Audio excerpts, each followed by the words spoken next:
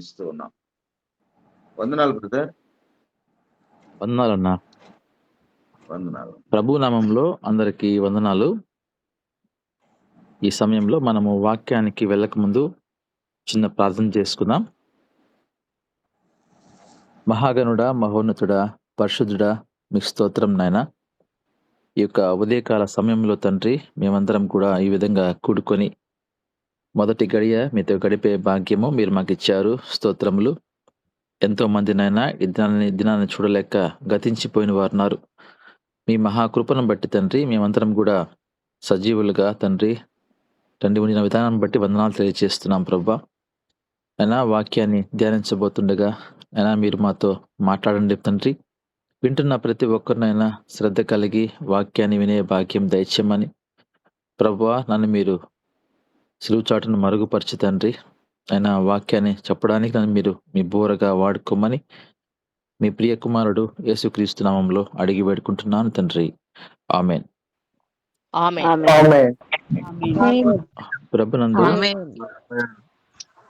ప్రభునందు ప్రియమైన దేవుని బిడ్డలారా, ఈ యొక్క ఉదయకాల సమయంలో చక్కని పాటను కూడా మనం విన్నాం.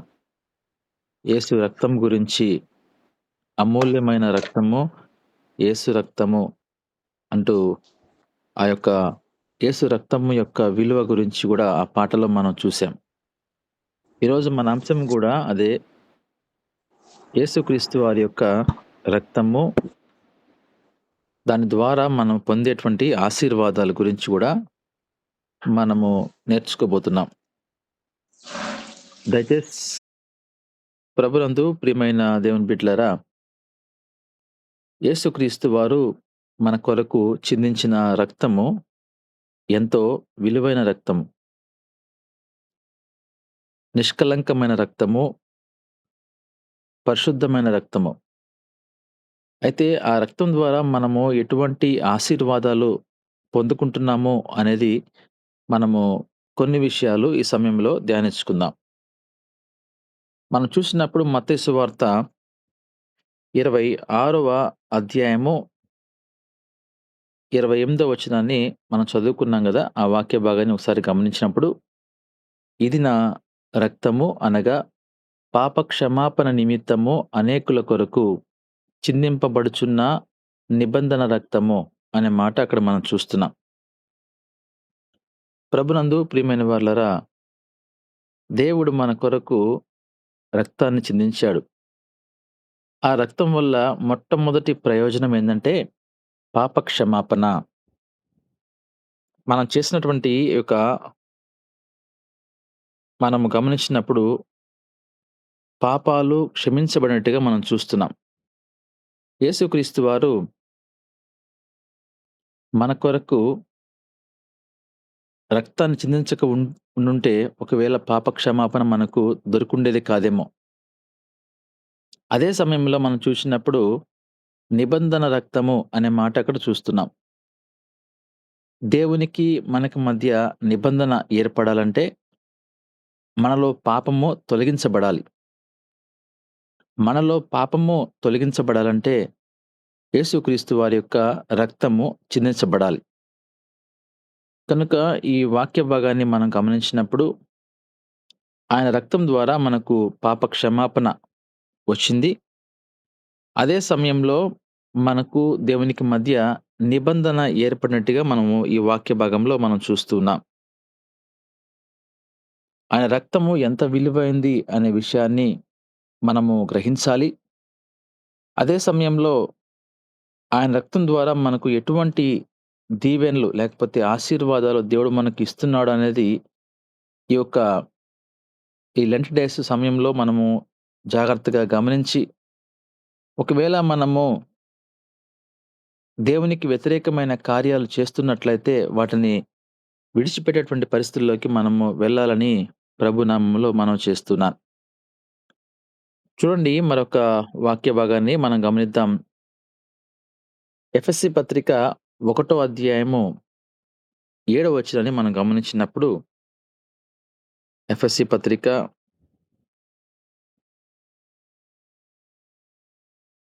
1వ అధ్యాయము 7వ వచనాన్ని మనము గమనించినప్పుడు, దేవుని కృప మహదైశ్వర్యమును బట్టి ఆ ప్రియుని యందు ఆయన రక్తము వలన మనకు విమోచనము అనగా మన అపరాధములకు క్షమాపణ మనకు కలిగియున్నది. దేవుని యొక్క రక్తం ద్వారా మనకు క్షమాపణ కలిగి ఉన్నట్టుగా ఇక్కడ మనం చూస్తున్నాం. ఆయన మన కొరకు చిందించినటువంటి రక్తము వలన విమోచన కలిగింది. క్షమాపణ కలిగింది. కనుక మనం ఎప్పుడైతే మన తప్పులను ఆయన ముందు ఒప్పుకుంటామో, ఆయన మనల్ని క్షమిస్తాడు మొట్టమొదటిగా. ఆ పాపాల నుంచి మనల్ని విడిపిస్తాడు. అయితే ఈరోజు మనం ఒప్పుకునేటువంటి స్థితిలో ఉన్నామా అనేది ఒకసారి ఆలోచించాలి. ఎందుకని అంటున్నాను ఈ మాటంటే, మనం చేసేటువంటి తప్పులు మనకు తెలుసు. మనది ఎదుటి వారికి తెలియకపోవచ్చు. లేకపోతే మన కుటుంబ సభ్యులకు తెలియకపోవచ్చు. మన స్నేహితులకి తెలియకపోవచ్చేమో కానీ, మనం చేస్తున్నటువంటి తప్పులు, లేకపోతే పాపము, లేకపోతే దేవునికి వ్యతిరేకమైన కార్యాలు మన మనస్సాక్షికి తెలుసు అనే విషయాన్ని నేను గుర్తు చేస్తున్నాను. అందుకే వాక్యాన్ని మనం గమనించినప్పుడు, దేవుని రక్తము ఎంత విలువైందంటే, ఒకవేళ మనము క్షమాపణ కోరుకున్నట్లయితే, దేవుడు మనల్ని క్షమిస్తాడు. ఆయన రక్తము వలన మాత్రమే క్షమాపణ ఉన్నట్టుగా ఇక్కడ మనం చూస్తున్నాం. ఆయన రక్తము వలన మనకు విమోచన అనగా, మన అపరాధములకు క్షమాపణ. అపరాధములకు క్షమాపణ దేవుడిస్తాడు. అదే సమయంలో మన యొక్క అపరాధముల నుండి మనల్ని విమోచిస్తాడు. ఈ ప్రక్రియ జరగాలంటే మొట్టమొదటిగా నీలో నుంచి ఒక మారు మనసు అనుభవంలోకి నువ్వు వెళ్ళాలి. మారు మనసు అనుభవంలోకి నువ్వు వెళ్ళాలంటే, నీ తప్పులు నువ్వు గ్రహించే స్థితిలో ఉండాలి. నీ తప్పులు నువ్వు దేవుని ముందు ఒప్పుకునేటువంటి పరిస్థితిలో నీవుండాలి. అలా ఉన్నట్లయితే దేవుడు మనల్ని ప్రేమిస్తాడు. దేవుడు మనల్ని క్షమిస్తాడు. ఆయన మనల్ని విమోచిస్తాడు అనే మాటను ఇక్కడ మనం చూస్తున్నాం.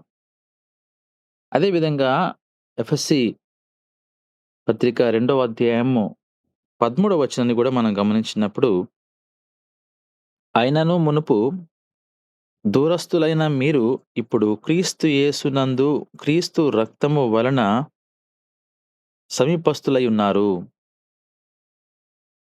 మనము దేవుని యొక్క యేసుక్రీస్తు వారి యొక్క రక్తం వలన మనము దేవునికి మనము సమీపస్తులైనట్టుగా ఇక్కడ మనం చూస్తున్నాం. మరి యేసుక్రీస్తు వారు రక్తం చిందించక ముందు మరి సమీపస్తులము కాదా అంటే ముమ్మాటికి కాదు. ఎందుకని? దేవునికి మనకు మధ్య మన అపరాధములు అడ్డుగా వస్తున్నట్లుగా మనం చూస్తున్నాం. మన పాపాలు ఆ యొక్క దేవునికి సమీపంగా చేయడానికి వీలు లేకుండా ఆ పాపాలు అడ్డుగా ఉన్నాయి. అయితే వాటిని మనము ఆ అడ్డు తొలగించుకోవడానికి యేసుక్రీస్తు వారి యొక్క రక్తము ఎంతో ఉపయోగపడినట్టుగా ఇక్కడ మనం చూస్తున్నాం. కనుక మనము దేవునికి సమీపస్తులుగా అవ్వాలంటే ఆయన రక్తము చిందించాలి.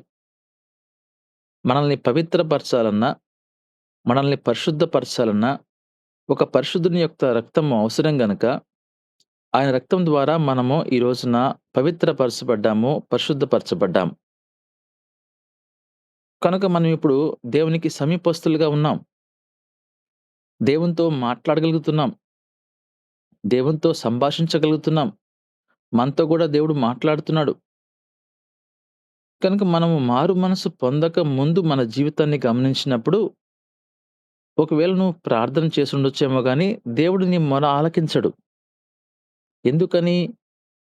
మనకు దేవునికి మధ్య అడ్డుగోడగా పాపాలున్నాయి.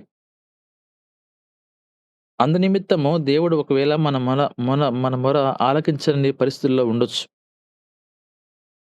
అందుకే ఎప్పుడైతే ఆయన మన కొరకు సిలువలో మరణించాడో, మనం దేవునికి సమీపస్తులమైనట్టుగా మనం ఈ వాక్యం ద్వారా మనం తెలుసుకుంటున్నాం. ప్రభునందు ప్రియమైన దేవుని బిడ్డలారా, ఈ వాక్య భాగాన్ని మనం చదువుతున్నప్పుడు, ఈరోజు మనము సమీపస్తులుగా ఉన్నామా లేదా? ఒకవేళ మళ్ళీ మనం దేవునికి దూరమైపోతున్నామా? ఈ లోకం వైపు జారిపోతున్నామా? ఈ లోక ఆశల వైపు వెళ్ళిపోతున్నామా? లేకపోతే శరీర ఆశల వైపు వెళ్ళిపోతున్నామా? నేత్ర ఆశల వైపు వెళ్ళిపోతున్నామా? జీవపు డంబం వైపు వెళ్ళిపోతున్నామా అని ఒకసారి మనం ఆలోచించుకోవాలి. సమీపస్తులుగా ఉన్నటువంటి మనము ఈ శరీరాశ, నేత్రాశ, జీవపు డంబం వలన దేవునికి దూరమైపోతున్నామేమో! కనుక దేవుడు మనల్ని ఎంతగానో ప్రేమించి, మన కొరకు తన విలువైన రక్తాన్ని చిందించి, ఆయన మనల్ని సొత్తుగా చేసుకున్న తర్వాత, తిరిగి మనం మళ్ళీ ఆ విధంగా జీవించినప్పుడు, మనము దేవునికి దూరమైపోతున్నామేమో అనేది ఒకసారి ఆలోచించుకోవాలి. మరొక వాక్య భాగాన్ని మనం గమనించినప్పుడు, రోమా పత్రిక 5వ అధ్యాయము 9వ వచనాన్ని మనము ఒకసారి చదువుకున్నట్లయితే, ఈ వాక్య భాగాన్ని మనం గమనిస్తే, కాబట్టి ఆయన రక్తము వలన ఇప్పుడు నీతిమంతులముగా తీర్చబడి, మరింత నిశ్చయముగా ఆయన ద్వారా ఉగ్రత నుండి రక్షింపబడుదుము. ఈ వాక్య భాగంలో 2 విషయాలు ఇక్కడ మనం గమనించాలి. దేవుడు మనల్ని ఆయన రక్తము చిందించడం ద్వారా నీతిమంతులుగా తీర్చాడు. అదే సమయంలో ఒక ఉగ్రత నుండి మనల్ని రక్షించాడు. ఆ ఉగ్రత ఏంటి? ఒకవేళ ఇక్కడ మనము కళ్ళు మూస్తే, ఒకవేళ తీర్పులో నిలబడినప్పుడు, మనం చేసినటువంటి తప్పులను బట్టి ఒకవేళ నరకానికి వెళ్ళుండేవాళ్ళమేమో! అదే పెద్ద ఉగ్రత. ఈరోజు ఆ ఉగ్రత నుండి మనల్ని రక్షించిందెవరు? యేసుక్రీస్తు వారి యొక్క రక్తము. కానీ ఆ ఉగ్రతకు వెళ్ళడానికి, లేకపోతే ఆ ఉగ్రతకు వెళతాము అనే విషయాన్ని ఈ రోజున లోకం గమనించలేకపోతా ఉంది. గ్రహించలేకపోతా ఉంది. ఈరోజు ఇష్టానుసారంగా జీవిస్తున్నటువంటి అనేక మంది ప్రజలు, మనం మరణించిన తర్వాత అంతటితో మన జీవితం అంతమైపోద్దని ఆలోచిస్తున్నారు కానీ, మనం మరణించిన తర్వాత తీర్పు ఉంటుంది. ఆ తీర్పు తర్వాత నీవు పరలోకానికి వెళ్తావా? లేకపోతే నరకానికి వెళ్తావా?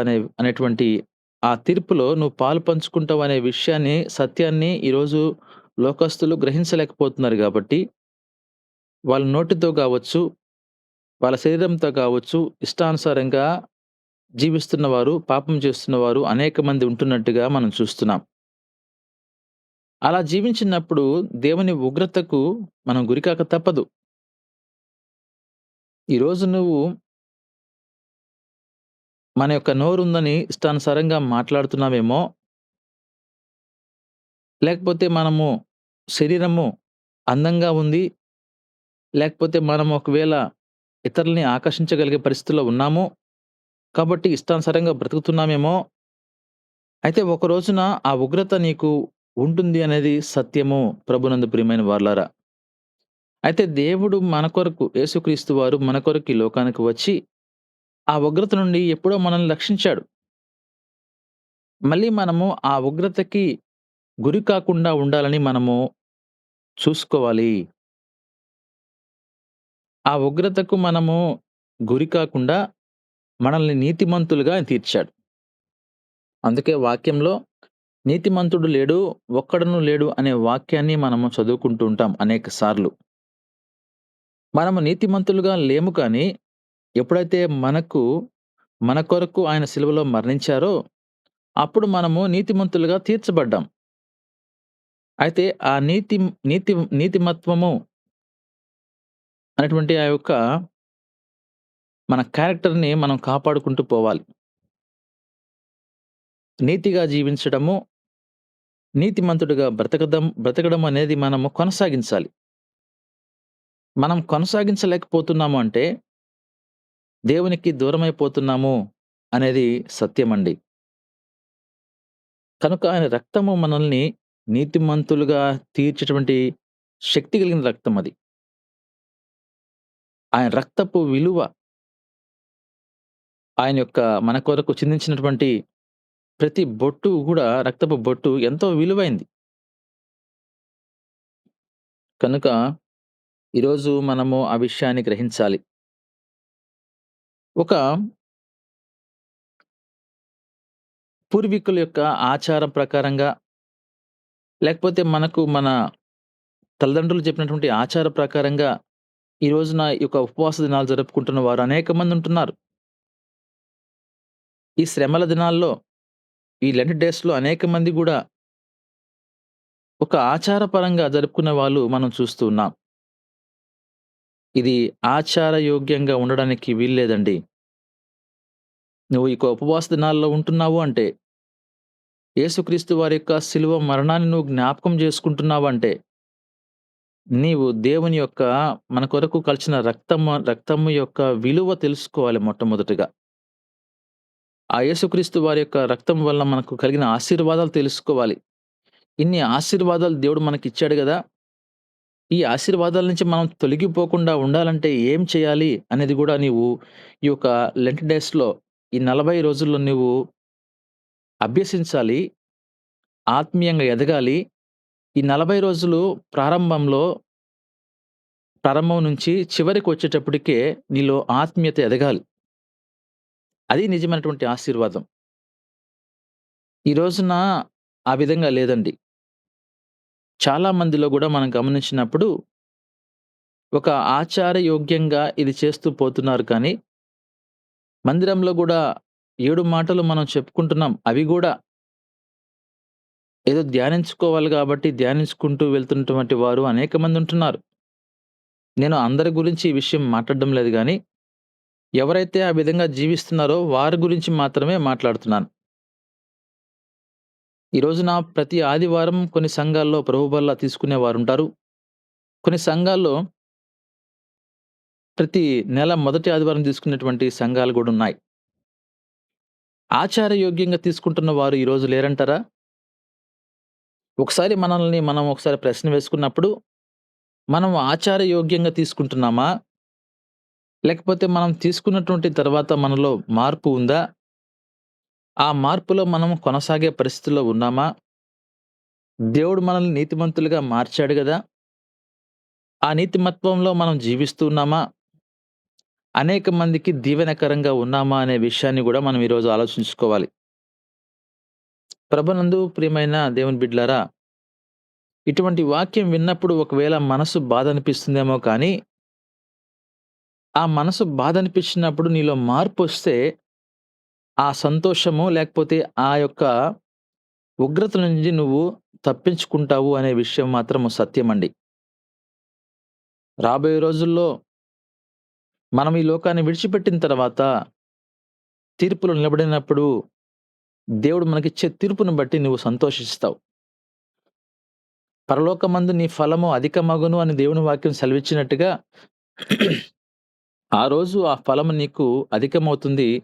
ఆ రోజు నీవు సంతోషిస్తావు. కనుక ఈ వాక్య భాగం ప్రకారంగా మనం చూసినప్పుడు నీతిమంతులుగా మనము తీర్చబడ్డాం గనుక నీతిమంతులుగా మనము జీవించాలి అనే విషయాన్ని మనం తెలుసుకుందాం. మరొక వాక్య భాగాన్ని గమనిద్దాం. హెబ్రీ పత్రిక 10వ అధ్యాయము 20వ వచనాన్ని గమనించినప్పుడు, ఆయన రక్తము వలన పరిశుద్ధ స్థలమునందు ప్రవేశించుటకు మనకు ధైర్యము కలిగియున్నది కనుకను, మనకు దేవుడు ఒక ధైర్యాన్నిచ్చాడు.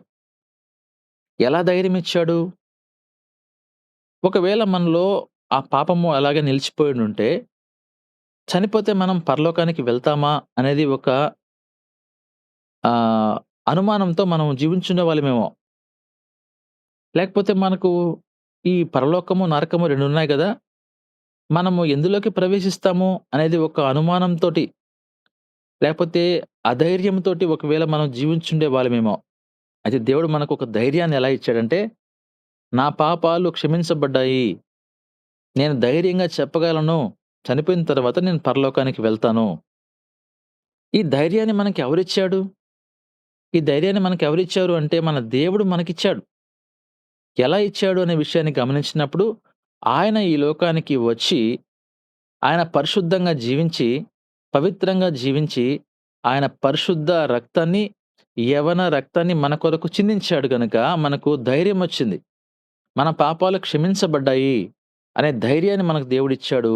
అదే సమయంలో మనం పరలోకానికి వెళ్తాము అని కూడా దేవుడు మనకు ధైర్యాన్నిచ్చాడు. ఈరోజు ఆ ధైర్యాన్ని నింపిందెవరు? ఆయన రక్తము, ఆయన విలువైన రక్తము, మనకిచ్చినటువంటి ఆయన ఆశీర్వాదము. ఆయన రక్తం ద్వారా అనేకమైన ఆశీర్వాదాలున్నట్టుగా మనం చూస్తున్నాం. గమనించండి, ఈరోజు మనకు ధైర్యము కలిగి ఉన్నాము అంటే, క్రైస్తవుల్లో ఒక నిరీక్షణ కలిగి జీవిస్తున్నారు అంటే, దానికి కారణము కేవలము ఆయన విలువైన రక్తము అనే విషయాన్ని మనము గ్రహించాలి ప్రభునందు ప్రియమైన వారలారా. 9వ హెబ్రీ పత్రిక 9వ అధ్యాయము 14వ వచనాన్ని గూడా మనం చదివినప్పుడు, నిత్యుడగు ఆత్మ ద్వారా తన్ను తాను దేవునికి నిర్దోషినిగా అర్పించుకొనిన క్రీస్తు యొక్క రక్తము నిర్జీవ క్రియలను విడిచి జీవము గల దేవుని సేవించుటకు మీ మనస్సాక్షిని ఎంతో ఎక్కువగా శుద్ధి చేయును. ఇక్కడ ఈ వాక్య భాగంలో నిర్దోషిగా అర్పించుకొనిన అనే మాట చూస్తున్నాం. దేవునికి నిర్దోషిగా అర్పించుకొనిన. యేసుక్రీస్తు వారు కుమారుని యొక్క పాత్రలో ఉన్నాడు. ఆ సమయంలో తండ్రి అయిన దేవునికి నిర్దోషిగా ఆయన నిరూపించుకున్నాడు. ఎన్నో ఆశలు, ఎన్నో శ్రమలు ఈ లోకంలో ఆయన అనుభవించినప్పటికీ, ఎక్కడ గూడా త్రొట్టిల్లకుండా తనను తాను కాపాడుకుంటూ, పరిశుద్ధంగా, పవిత్రంగా జీవించి, దేవునికి నిర్దోషిగా అనిపించుకున్నాడు కనుక, ఆయన రక్తము వలన మనం ఈ రోజున గమనించండి ఈ వాక్య భాగంలో, నిర్జీవ క్రియలను విడిచి, జీవము గల దేవుని సేవించుటకు మీ మనస్సాక్షిని ఎంతో ఎక్కువగా శుద్ధి చేయును. ఆయన రక్తము వలన మనకు ఏమైందంటే, మనకు మన యొక్క మనస్సాక్షిని ఆ రక్తము శుద్ధి చేసిందంట. ఈరోజు మన మనస్సాక్షి మనల్ని ఒకవేళ మన మీద ఒకవేళ నింద వేయకపోతే ఎంతో మేలండి. ఒకరు మన గురించి చెప్పడం కాదు గానీ, మన మనస్సాక్షి మనల్ని గద్దించిన యెడల, ఒకవేళ నువ్వు నరకానికి వెళ్తావేమో. నీ మనస్సాక్షి, నీ హృదయము నీ మీద నిందారోపణ చేయకుండా నీవు చూసుకోవాలి అని వాక్యం సెలవిస్తా ఉంది. ఎందుకంటే నీ హృదయానికి తప్ప నీ గురించి ఇంకెవరికి తెలీదు. ప్రతి మనిషికి ఒక మనస్సాక్షి ఉంటుంది. ఆ మనస్సాక్షి మనం ప్రశ్న వేసుకున్నప్పుడు, మనం జీవించేటువంటి జీవితము దేవునికి, వాక్యానికి అనుకూలమైనదా? కాదా? అనేది గూడా మనము గ్రహించేటువంటి పరిస్థితుల్లో ఉంటాం.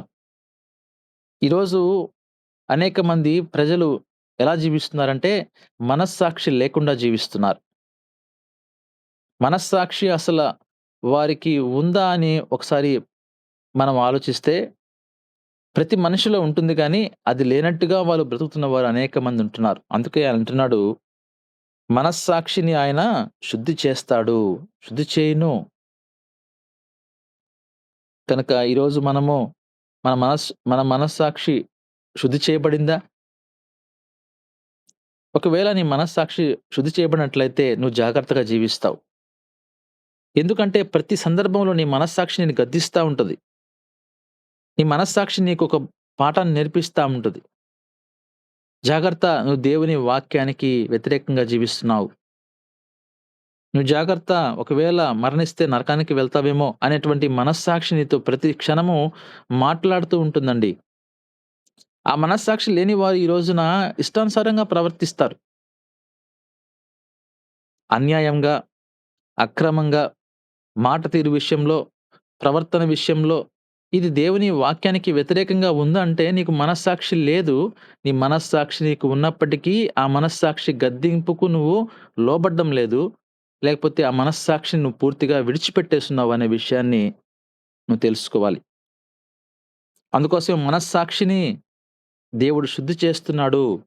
ఆయన రక్తము ఎంత విలువైంది అనే విషయాన్ని గ్రహించినప్పుడు, ఆయన రక్తము మన మనస్సాక్షిని శుద్ధి చేయును అనే మాట ఇక్కడ మనం చూస్తున్నాం. ప్రభునందు ప్రియమైన వాళ్ళరా, ఈరోజు మనందరం గూడా మనము తప్పు చేయకుండా ఉండాలంటే, మనస్సాక్షి కలిగి మనం బ్రతకాలండి.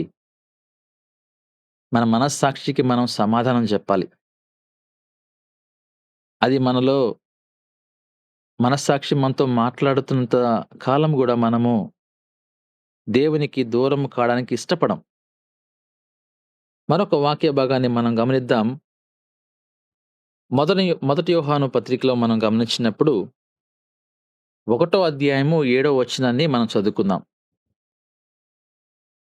అయితే ఆయన వెలుగులో ఉన్న ప్రకారము మనమును వెలుగులో నడిచిన యెడల మనము అన్యోన్య సహవాసము గలవారమై యుందుము. ఆయన ఏ విధంగా అయితే వెలుగులో ఉన్నాడో, మనము గూడా ఆయన వెలుగులో నడవాలి. కనుక నేనే మార్గము, నేనే సత్యము, నేనే జీవము అని దేవుని వాక్యం సెలవిచ్చిన విధంగా, దేవుడు లోకానికి వెలుగై ఉన్నాడు అనే విషయాన్ని మనం గమనిస్తే, ఈ వాక్య భాగాల ద్వారా మనం నేర్చుకోవాల్సిందేంటంటే, దేవుడు ఒక మార్గాన్ని చూపిస్తున్నాడు అనేది మనం తెలుసుకోవాలి. మనందరికి తెలుసు. ఆయన మనకు వెలుగై ఉన్నాడు. ఆ వెలుగు ఏంటి అనేది మనం గమనించినప్పుడు, దేవుని వాక్యమే మనకు వెలుగు. నా పాదములకు దీపము, నా త్రోవకు వెలుగై ఉన్నది. ఏది మన పాదాలకు దీపంగా ఉంది? దేవుని వాక్యము. దేవుని వాక్యము మన పాదములకు వెలుగు, మన త్రోవకు వెలుగై ఉన్నది అనే విషయాన్ని మనం చదివినప్పుడు, మనకు ఆయన ఒక మార్గం చూపిస్తున్నాడు. అయితే ఆ వెలుగులో నీవు నడిచిన యెడల మనము సహవాసము గలవారమై యుందుము. అప్పుడు ఆయన కుమారుడైన యేసుక్రీస్తు రక్తము ప్రతి పాపము నుండి మనలను పవిత్రులుగా చేయును. ఎప్పుడు మనము ఆ వెలుగులోనే ఉంటే మనం పవిత్రులుగా ఉంటాం. ఎట్లా అయితే ఒక వ్యక్తి నిలబడి ఒక తన చుట్టూ ఒక రౌండ్‌ని సర్కిల్‌ని గీసుకున్నప్పుడు, ఆ సర్కిల్‌లోనే వాడు జీవిస్తున్నట్లయితే, అనగా దేవుని వాక్యాన్ని పెట్టుకొని, ఆ దేవుని వాక్యము మన చుట్టూ ఉన్నట్లయితే, ఆ వాక్యము ఉన్నటువంటి పరిధిలోనే మనం జీవించినట్లయితే, మనము పవిత్రులుగా ఉంటాము అనేది మనం తెలుసుకోవాలి. ఈరోజు ఎందుకని నీ నోరు ఒకవేళ దుడుకుబడి మాట్లాడుతున్నావు అనంటే, లేకపోతే మన చేతులు తొందరపడి పాపం చేస్తున్నాయి అంటే, నీవు నీ చుట్టూ వెలుగు లేదు, లేకపోతే నీవు దేవుని వాక్యంలో లేదు అనేది సత్యమండి. మనము ఆయన వెలుగులో నడిచినప్పుడు మనం పవిత్రులుగా ఉంటాము. ఆయన రక్తము మన ప్రతి పాపాన్ని గూడా కడిగింది, మనల్ని పవిత్రులుగా చేసింది అనేది సత్యం. ఈరోజు ఆయన రక్తము చిందించకపోతే మన పాపము పరిహరింపబడి ఉండేది కాదు. అయితే పరిహరింపబడిన తర్వాత, మన పాపాలన్నీ గూడా పవిత్రపరచబడిన తర్వాత, తిరిగి మళ్ళీ మనం లోకం వైపు చూస్తున్నాము అంటే, దేవుని వెలుగు నీ మీద ప్రకాశించడం లేదు. లేకపోతే దేవుని వెలుగులో నువ్వు నడవలేకపోతున్నావు అనంటే అర్థమేంటి? దేవుని వాక్యాన్ని ప్రతిరోజు ధ్యానించడం లేదు అనేది సత్యమండి.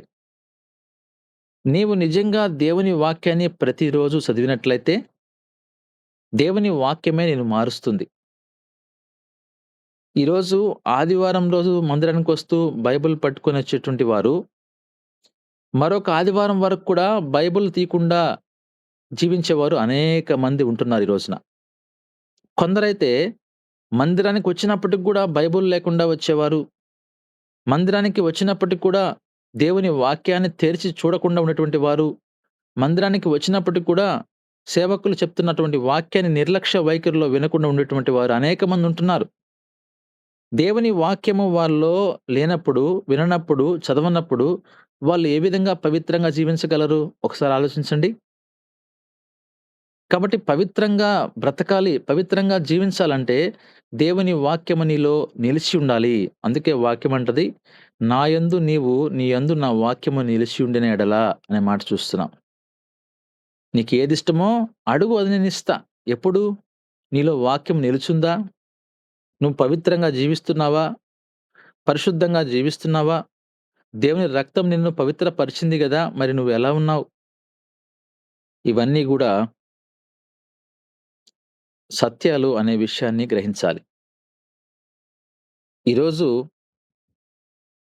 దేవుడు మనతో మాట్లాడుతున్నాడు. ఆ వెలుగులో మనం నడుస్తున్నామా? ఈరోజు ఆ వెలుగులో మనము జీవిస్తున్నామా? అనేది మనం గ్రహించాలి. ప్రభునందు ప్రియమైన వారలారా, సమయం అయిపోయింది కాబట్టి ముగిస్తున్నాను. యేసుక్రీస్తు వారి యొక్క రక్తం ద్వారా అనేక ఆశీర్వాదాలు మనకాయన ఇచ్చాడు. అయితే ఆ ఆశీర్వాదాల్ని మనం నిలుపుకుంటున్నామా? మనకు క్షమాపణ ఇచ్చాడు. మనల్ని పాపాల నుంచి విమోచించాడు. ఆయన రక్తం ద్వారా మనము దేవునికి సమీపస్తులయ్యాము. నీతిమంతులుగా తీర్చబడ్డాము. మనం పరలోకంలోకి చేరుతామనేటువంటి ఒక ఆశ, లేకపోతే ఒక ధైర్యం మనకొచ్చింది. అదే విధంగా మన మనస్సాక్షిని ఆయన శుద్ధి చేశాడు. మన పాపాలు కడిగాడు, పవిత్రపరిచాడు. ఇన్ని చేసినటువంటి ఆయన యొక్క రక్తం ఎంత విలువైందండి? ఆ యేసుక్రీస్తు వారి యొక్క రక్తానికి ఈరోజు మనము విలువిస్తున్నామా? ఏదో నామకార్థకంగా జీవిస్తూ ఆయన రక్తానికి సాదృశ్యమైనటువంటి ఆ యొక్క ద్రాక్షారసాన్ని, లేకపోతే ఆ యొక్క రొట్టెను, శరీరానికి సాదృశ్యమైన రొట్టెను మనము ఏదో తీసుకొని వెళ్ళిపోతున్నామా? అవి తీసుకోవడం అనేది ప్రాముఖ్యత కాదండి. అవి తీసుకోక ముందు ఒకసారి మన మనస్సాక్షితో మనం మాట్లాడాలి. మన దేవునితో మనం మాట్లాడాలి. మన దేవుని మనం గోజారాలి, అడగాలి.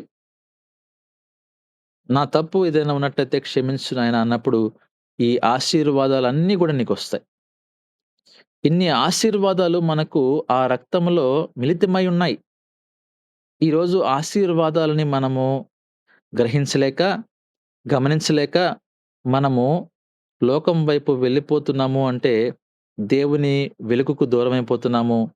ఆయనతో చేసుకున్నటువంటి నిబంధన మర్చిపోతున్నాము. ఆయనకి మనం దూరస్తులుగా వెళ్ళిపోతున్నాం. కనుక ఈరోజు మనం ఒకసారి ఆలోచించుకొని, దేవునికి మనము సమీపస్తులై, దేవునితో ఒక నిబంధన చేసుకొని, దేవునితో మనము కలిసి జీవించడానికి ప్రయత్నం చేద్దాము. కలిసి జీవిద్దాము. అలా జీవించినప్పుడు మనకు ఒక ధైర్యమొస్తుంది. ఏ రోజున నేను చనిపోతే పరలోకానికి వెళ్తాను అనే ధైర్యమొస్తుంది. అప్పుడు నీవు మరణానికి భయపడవు. ఈరోజు పగడాల ప్రవీణ్ పాస్టర్ గారు ఆయన చెప్తున్నటువంటి వాక్యాల్లో నేను మరణానికి భయపడను. ఎంతోమంది నన్ను అనేక సార్లు చంపాలని ప్రయత్నం చేశారు. నేను మరణానికి భయపడను అని ధైర్యంగా చెప్పాడు అంటే దానికి కారణము నేను మరణిస్తే పరలోకానికి వెళ్తాననే ధైర్యము మరి పాస్టర్ గారిలో ఉంది గనుక చెప్పగలిగాడు. ఈరోజు మనందరం గూడా అదే విధంగా చెప్పగలిగే పరిస్థితుల్లోకి రావాలని ప్రభు నామములో మనవి చేస్తూ ఈ వాక్య భాగాన్ని ముగిస్తున్నాను. దేవుడి కొద్ది మాటలు మన హృదయంలో భద్రపరిచి దీవించును గాక. ఆమేన్.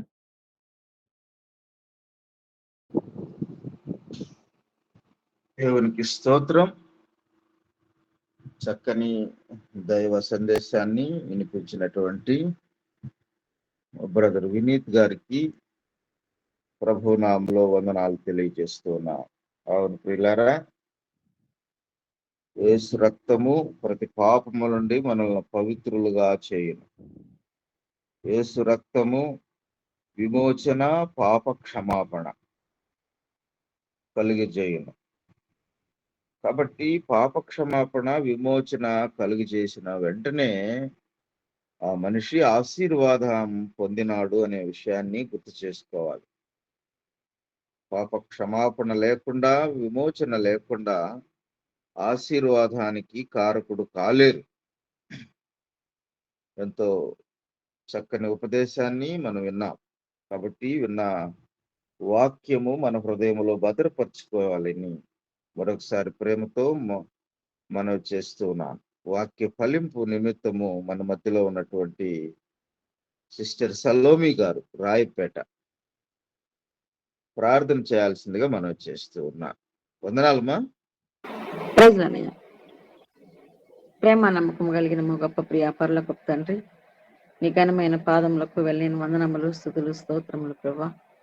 సర్వాధికారి, సర్వ సృష్టికర్తమైన గొప్ప దేవ, నిన్న నేడు నిరంతరము ఏకరీతిగా ఉన్నటువంటి వాడము నాయన. అయా, నీ అమూల్యమైన రక్తం, ప్రశస్తమైన రక్తం మా కొరకు దారి పోసినటువంటి గొప్ప దేవుడు ప్రభా. నువ్వు చూపిన ప్రేమకు ఏమిచ్చి నీ రుణాన్ని మేము తీర్చుకోగలం? మా జీవితకాలం అంతా నిన్ను స్తుతించిన నీ రుణం అట్లా ఉండవలసిందే. కనుక నా తండ్రి, దౌర్భాగ్యం, పాపులు, నీచులమైన మా కొరకు నాయన నువ్వు రక్తం కార్చి ప్రాణం పెట్టి మమ్మల్ని కొన్నావు, నీ సొత్తుగా చేసుకున్నదలకై నీకే వందనాలు. ఉదయకాలం ప్రభా నాయన, నీ రక్తములో ఆశీర్వాదం ఉన్నది. యేసు రక్తము పవిత్రమైనది, పరిశుద్ధమైనది, నిష్కల్మషమైనది ప్రభా. గొప్ప నాయన దేవుడు నాయన, నీవు మానవుల కొరకు ప్రభా ఎవరు ఈ లోకంలో రక్తాన్ని చిందించరు, ఎవరు మా కొరకు ప్రాణం పెట్టరు. నీవైతే నీ అమూల్యమైన రక్తాన్ని మా కొరకు దారిపోసినటువంటి గొప్ప దేవాది దేవుడివి అయా. నేనే మార్గం, సత్యం, జీవం అని చెప్పిన దేవుడు ప్రభా. అయా, నీ వాక్యం మా పాదములకు దీపమైందని చెప్పినావు అయ్యా. నీకే వందనాలు, స్తుతులు, స్తోత్రములు. ఆ దీపపు వెలుగులో ప్రభా మేము పవిత్రులమయ్యి జీవించి పరలోక రాజ్యానికి వారసులుగా ఉండే భాగ్యం మాకు అనుగ్రహించండి. మాలో ఉన్న నిర్జీవమైన క్రియలను తీసివేసి మాకిచ్చిన విమోచనను బట్టి ప్రభా నాయన, నీ యందు మేము శుద్ధులుగా ఉన్నటకు ప్రతి విషయంలో ప్రభా నీ రక్తం విలువ పెట్టబడిన రక్తం, అపరాధముల చేత, పాపముల చేత సచిన స్థితిలో ఉన్న మమ్మల్ని మీరు క్రీస్తుతో కూడా బ్రతికించిన గొప్ప దేవుడు ప్రభా.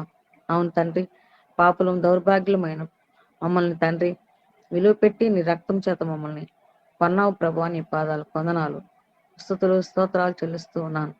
మాకు ఇచ్చిన పాప క్షమాపణ, విమోచన బట్టి నీ పాదాలకు స్తుతులు, స్తోత్రాలు. ఆయన ఊరికినే యేసు రక్తం అంటే మాట కాదయ్యా, అది ఎంతో నాయన మరి ఆ కష్టంతో కూడినటువంటి మాట. నీ రక్తములో మాకు నా తండ్రి నీ రక్తంతో మమ్మల్ని శుద్ధి చేసే దేవుడివి. ఎందుకంటే మేమైతే నాయన పాపం చేసినటువంటి వారు, మాలో ఉన్నటువంటి పాపాలు, దోషాలు నీ రక్తం చేతనే శుద్ధి అవుతాయి, కానీ దేని చేతను శుద్ధి కావు. వేదాల్లోనే, గ్రంథాల్లోనే రాయబడి ఉన్నది ప్రభా.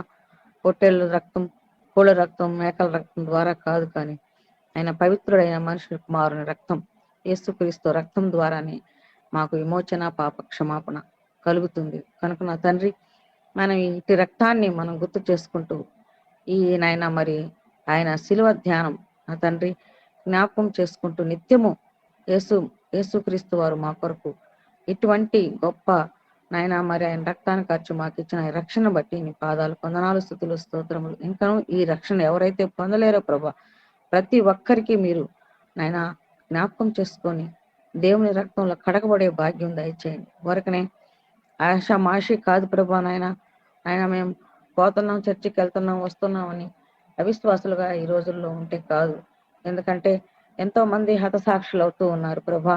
నేను నమ్ముకున్నటువంటి వారు గట్టి గింజవలి నిలబడుతూ ఉన్నారు ప్రభా. కడవర దినాల్లో ఉన్నాం కనుక తండ్రి, మేము కూడా ప్రభా అట్టి విశ్వాసంతో నాయన, నిరీక్షణతో నీవు నాయన నీ వైపు సాగిపోయే భాగ్యం ప్రతి బిడ్డకి మీరు అనుగ్రహిస్తారని మీ చేతులకు సమస్తం అప్పగించుకుంటున్నాను. ఉదయకాలం ప్రభా మంచి వర్తమానం నీ ప్రియబిడ్డ అవినీత్ గారి ద్వారా మాకు అందించినందుకై మీకే వందనాలు. ఆయన కుటుంబాన్ని, ఆయన తల్లిదండ్రులని, భార్య బిడ్డల్ని మీరు దీవించి ఆశీర్వదించండి. టీంలో ఉన్న ప్రతి బిడ్డని మీరు దీవించి ఆశీర్వదించమని మీ చేతులకు సమస్తం అప్పగించుకుంటూ మీ ప్రియ కుమారుడు, మా రక్షకుడు, మా ప్రభు యేసుక్రీస్తు పరిశుద్ధమైన నామములో స్తోత్రం చెల్లించి ప్రార్థించి అడిగి వేడుకొంచున్నాను తండ్రి. ఆమేన్. ఆమేన్. ఆమేన్.